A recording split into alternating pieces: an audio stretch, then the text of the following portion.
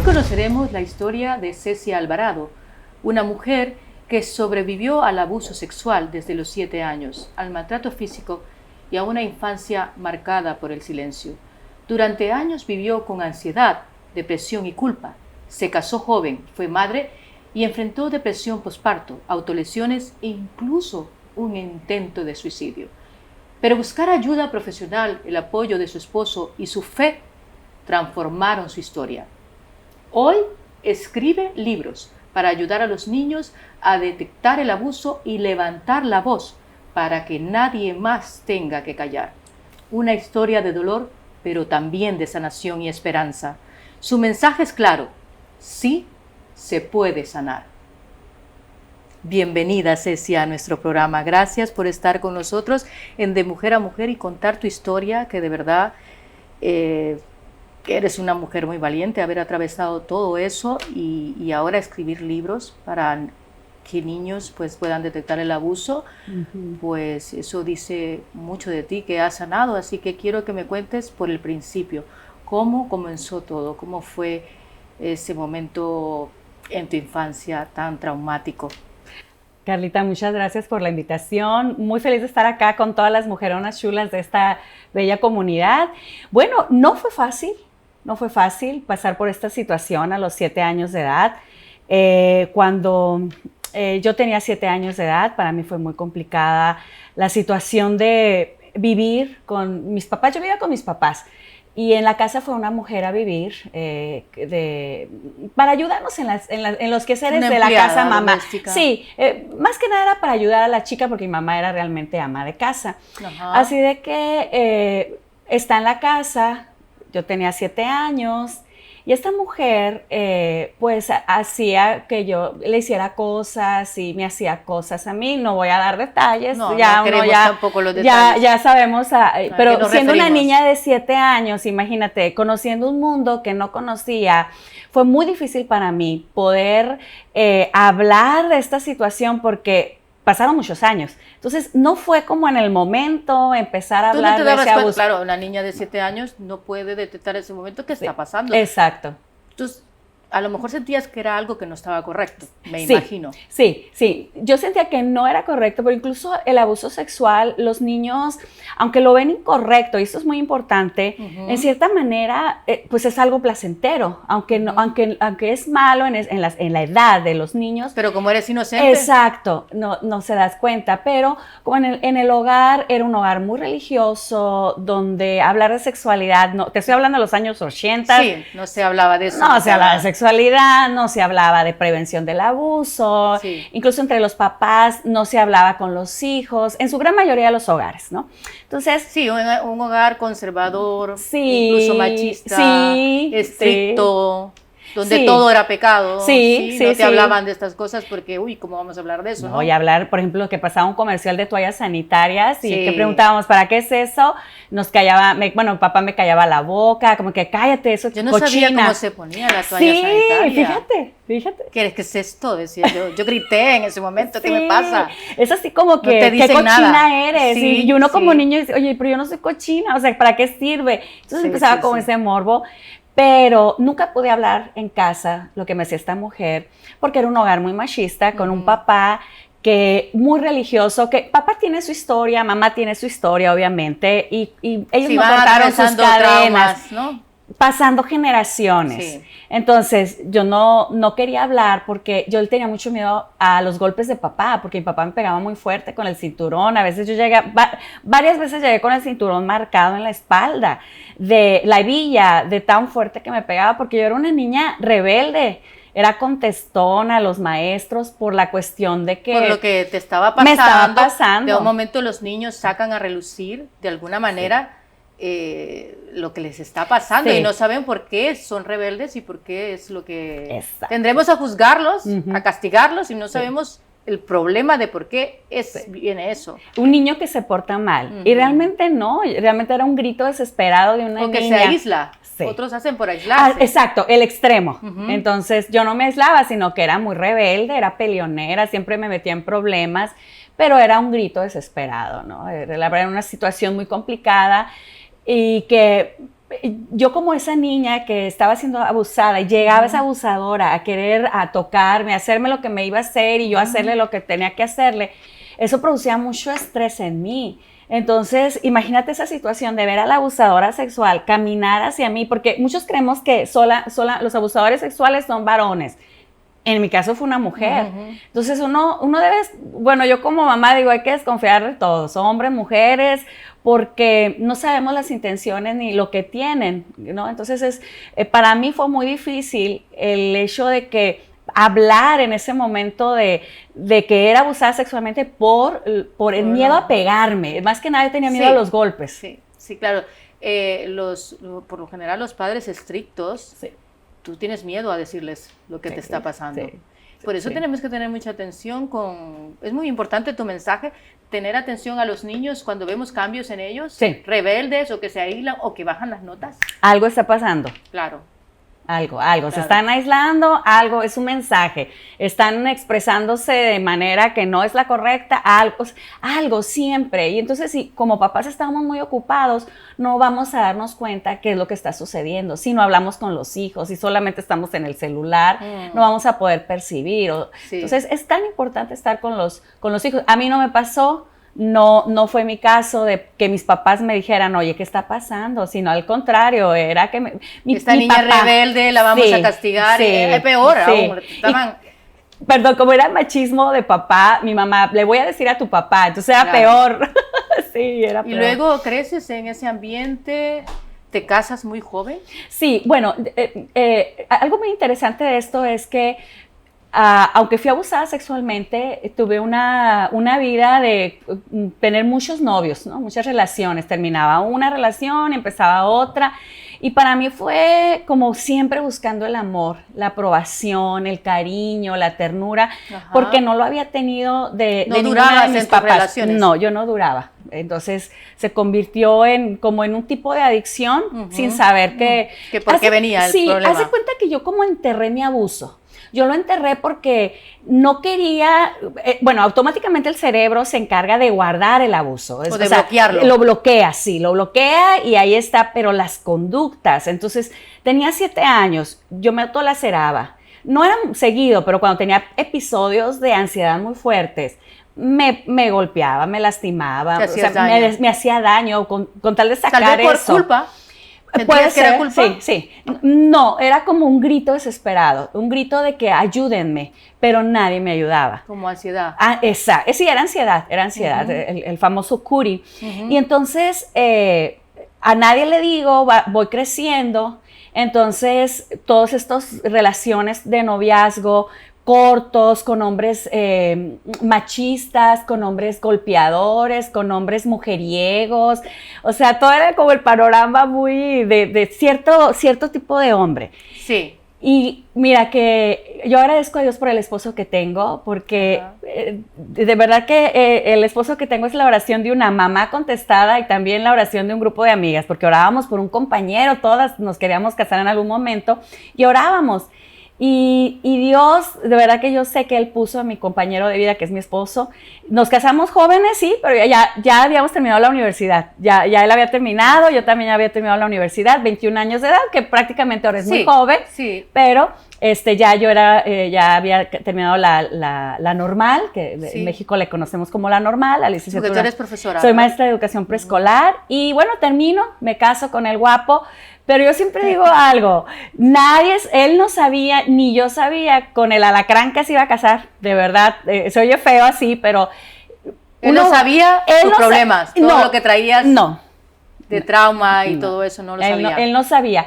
Y cuando yo tenía periodos de ansiedad muy fuertes, pues él no los notaba, porque nosotros fuimos novios de lejos, porque él todavía no terminaba la universidad, yo terminé, me fui a trabajar de maestra, y no nos veíamos muy seguido.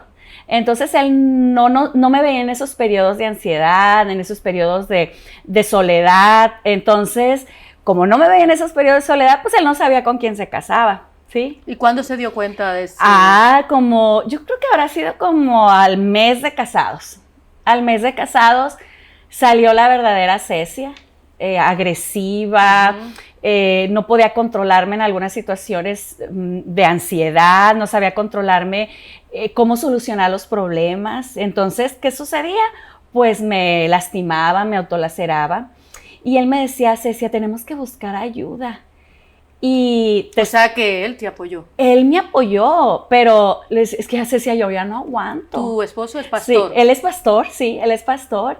Y él me decía, yo ya no aguanto, Cecia, ya no aguanto verte así, por favor. Si te ama ver que estás sufriendo o ver que te estás haciendo daño, sí. Eso es muy difícil, o sea, para ver que la persona que amas, cómo ayudarla. No, fue difícil para él, no fue fácil, pero gracias a Dios, pues, ¿qué te puedo decir? Pasó de 2000, ¿qué será? 9 años, que fue en el 2009, cuando ya entró una crisis muy fuerte, ya, porque no era así muy seguido, eran periodos de... Esa crisis fuerte te llevó a un intento de suicidio. A un intento de suicidio en el 2009. Yo noté que algo no estaba bien cuando después de tener a mi niña tuve depresión postparto. Entonces ahí fue como que algo no está bien. O sea, no, algo no está bien. Como que esa fue la primera bandera roja que yo noté. Sí, el de lastimarme, autolacerarme. Yo nunca vi esa bandera roja, nunca la vi, la verdad. El guapo, ahí sí le digo cariño a mi esposo. El guapo. Pues es increíble que estés contando eso con una gran sonrisa y la alegría que transmites. Sí, porque de verdad, ya estoy sana. Eres una gran mujer. Gloria a Dios, gloria a Dios. Es porque estoy bien. Porque la ahora que puedes contarlo. Exacto.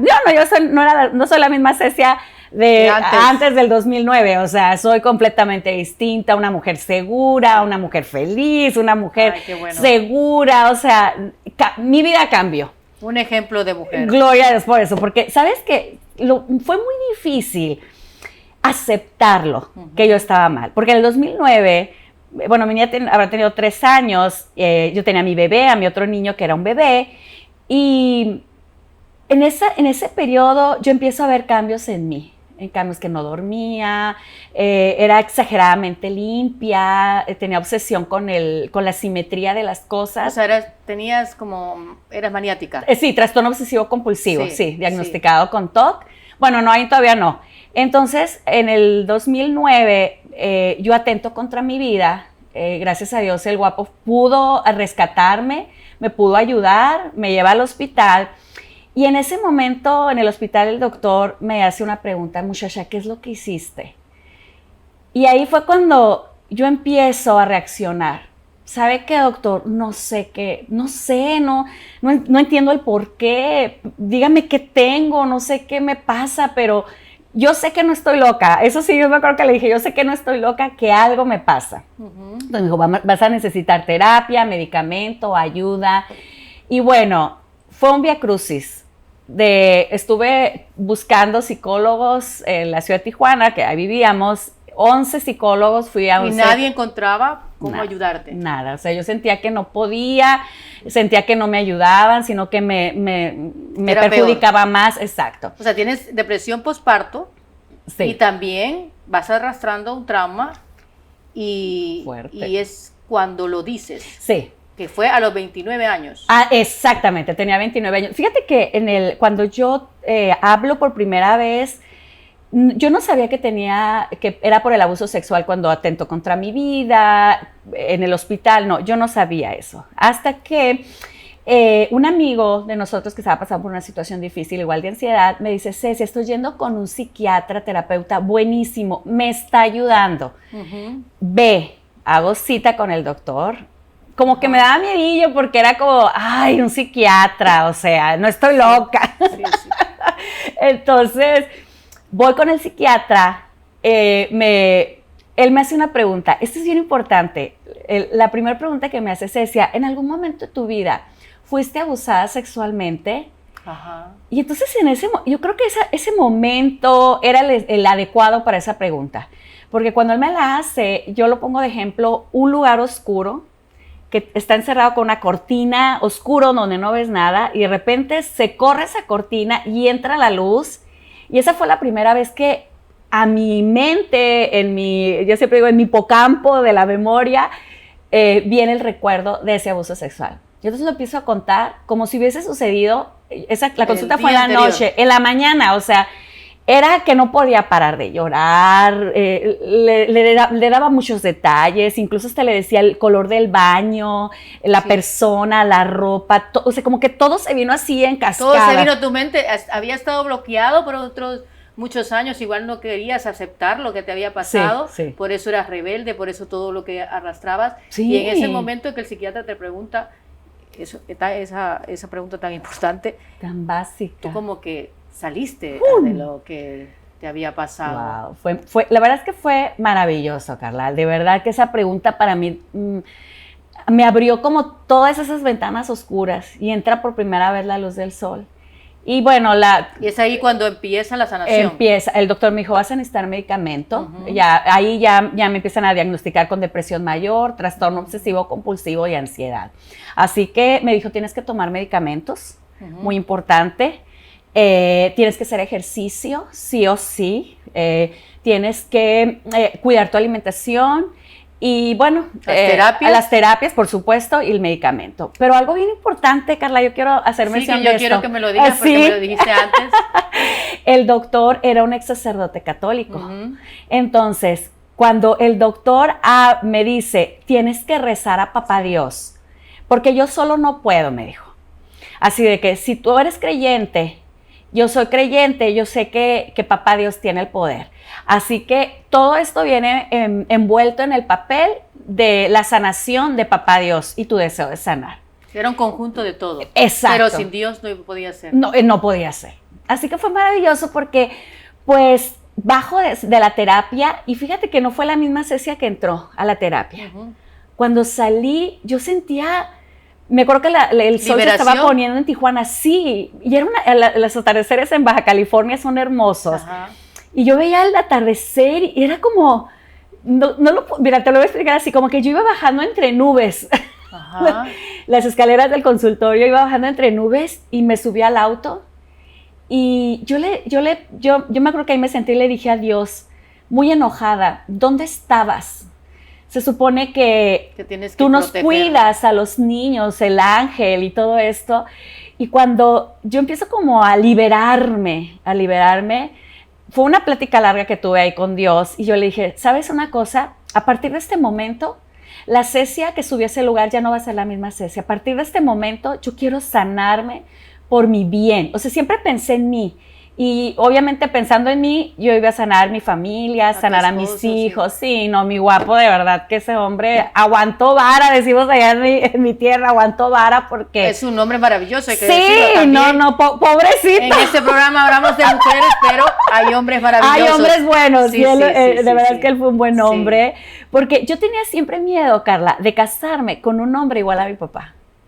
Eso me daba un terror porque yo vi a mi mamá sufrir. Ahora lo cuento. De hecho, quiero decir algo. Tengo permiso de mi papá de contarlo. O sea, él me dice, cuéntelo, mija, para que no haga las mismas burradas que yo. Así lo dice. Entonces, yo lo cuento porque él me autorizó. Entonces, ese era como el miedo. Así que yo de verdad que estoy feliz del compañero que tengo, mi esposo, y que él me animó. Pero lo principal, yo creo aquí, Dios, por supuesto, pero mi decisión de sanar. Si yo no hubiera decidido, no, ¿para qué voy? Están locos los psiquiatras. Es un tabú pensar que los psiquiatras solo atienden gente que está loca, ¿no? Tenemos traumas, tenemos muchas personas, problemas que no nos pueden ayudar. Necesitamos buscar ayuda. Muchas veces seguimos arrastrando cosas porque no buscamos ayuda profesional. Exacto, nos da miedo. O creemos que, es que le va a dar medicamento. Y el medicamento ayuda. O que va a decir los demás que vamos a un psiquiatra, ¿no? O sea, A mí perdí muchas amigas, déjame decirte. Perdí amigas porque Cecia la loca. Pues no eran amigas. Obvio no, gracias a Dios. Las amigas que te gustan no son amigas. No fueron amigas. La verdad es que solo una amiga se quedó ahí a un lado.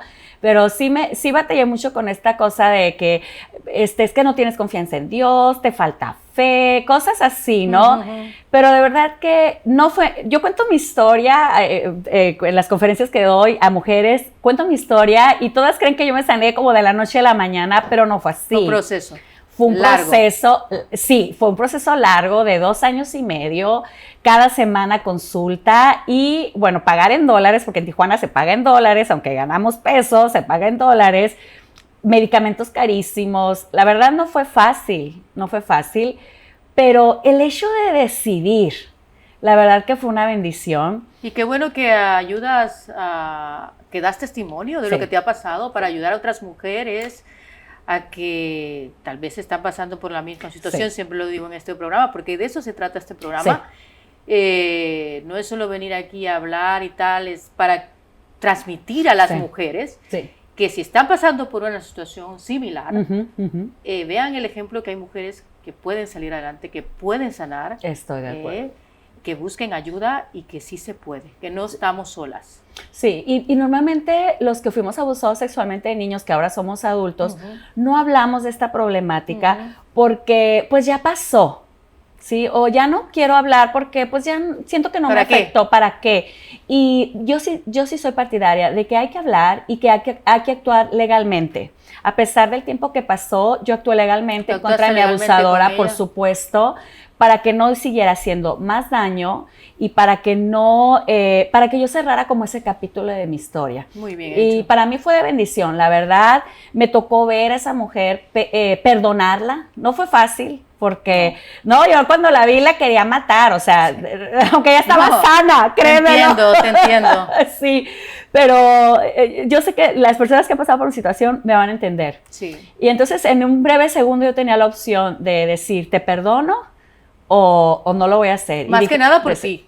Fue por mí, por ella no. Sí, por ella no. Porque al perdonar sanas tu corazón sí. te sientes mejor. La verdad que fue una bendición sana. Sí. Y actuar legalmente, y gracias a nuestro país que se abre la ventana para poder meter demandas en tiempos que ya pasaron. Bueno. Así que fue una bendición. Yo soy partidaria que se tiene que actuar legalmente. Y bueno, pasó el tiempo. Pero ¿sabes qué, Carla? Quiero decirte que en el periodo que yo estaba en cama, estaba orinada, sucia, después de haber sido obsesiva con la limpieza. Sí. Yo ya no tenía mis hijos porque mis suegros fue un conjunto de ayuda. Tú no podías tener a tus hijos mis en papás. esa situación. Me encanta eso porque la familia fue una red de apoyo. Sí. La familia no me juzgó, nadie me juzgó. Al contrario, nos apoyamos. Claro, pero eso es debido a la depresión, ¿no? Sí, era depresión mayor la que tenía, no me bañaba, no me cambiaba, las ratas pasaban por la cocina, unas ratas de este tamaño porque vivíamos cerca del mar, así que eran unas ratonas que pasaban a la cocina. Sí. Mal. Y en ese momento yo recibí una llamada para escribir un libro para niños en la religión que estoy, y era la primera mujer mexicana en escribir un libro en esa parte de los niños. Y cuando a mí me piden escribir ese libro, si imaginara la persona que me llamó de la editorial, que estaba en la cama, orinada, sucia, medicada con medicamentos psiquiátricos muy fuertes, estoy segura que no iba a llamarme. Pero de alguna manera Dios pone las cosas, las situaciones. Como una bendición de Dios esa llamada. Fue una bendición. Porque te ayudó, ¿no? A animarte. A tener como una inspiración, una motivación. Sí. Que esos libros de los niños, tú inventas un personaje. Sí, a mí me gusta mucho la ciencia. Siempre con mis niños de preescolar, siempre usaba la ciencia para aprender. Entonces, creé un personaje, la científica, que enseña a los niños ciencia, también con la Biblia. Entonces dije, ya sé qué voy a escribir, porque tampoco tenía ni idea de qué escribir, o sea, no tenía idea, y dije, ya sé qué voy a escribir. Los 7 días de la creación con experimentos científicos. Y en ese momento fue cuando yo empiezo a sanar, pero también empiezo a descubrir un don, un talento que no tenía. O sea, yo me sentí incapaz, la verdad es que yo dije, yo voy a escribir ese libro, o sea, incluso le llamé a una amiga y le dije, oye, ¿me puedes ayudar? Fíjate que voy a escribir un libro. Yo estaba en la cama orinada, hecha pedazos. Y la amiga, ¿sabes? Me dice, ¿y tú por qué? Así con una envidia. No, hombre, no. Y ¿sabes qué? Se colga el teléfono y yo dije todavía, fíjate cómo estaba de enferma. Ay, ¿yo por qué? No, yo no sirvo, no puedo, no tengo, no merezco. No, estaba bien fregada, decimos allá en mi tierra. De verdad, pero cuando me senté a escribir y empiezo a darme cuenta de lo maravilloso que es el mundo que Dios había creado, en fin, todo eso a mí me ayudó. Lo escribo en ese periodo muy fuerte, lo escribí en 2 meses.